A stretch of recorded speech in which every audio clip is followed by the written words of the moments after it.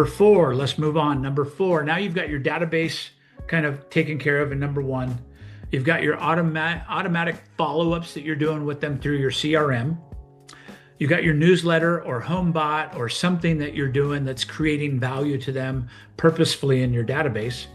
Now what we want to do is, now we've got those 200, we want to develop a geo farm or a farm around your particular area.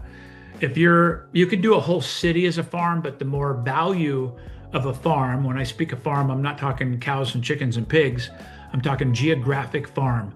You taking a pencil and drawing a line around a subdivision, for instance, like you would putting an area of Zillow around a specific area where you're watching that area, right?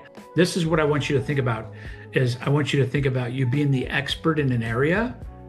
And I'm gonna say between 500 as a minimum and about 1,000 homes.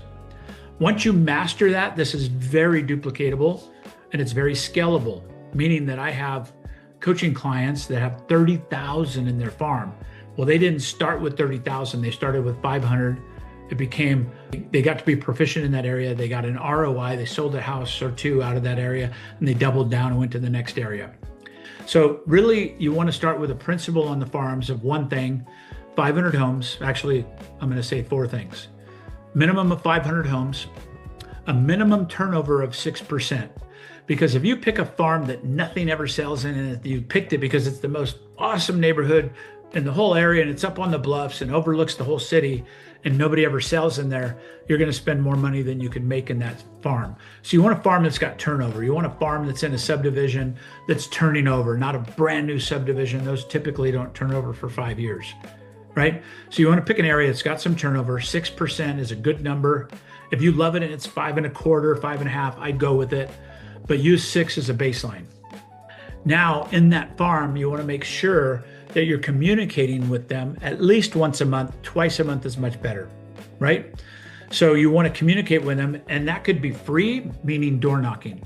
You could say, I'm gonna pick 500 homes, and every month I'm gonna go through and knock on every one of those homes. That's literally only 15 homes a day if you think of it that way, 7 days a week. But if you don't like door knocking, you could drop flyers. That's another way of a touch. Or you can have an email campaign where you get the email addresses and names of all the people from title, and you're sending them an email every month and you're putting them in that sequence we talked about above, right? It's very possible you could start for free. That's one of my greatest pillars when you're new in the business, is getting out there and running for basically grassroots mayor of your area, okay? To expand on that, you could also join Seroptimus and Exchange Club and all that in those particular areas and really enhance your awareness and recognition. And I've even had people move up and run for mayor and become the mayor of that little area that they were farming as a real estate agent. That's when it's a next level.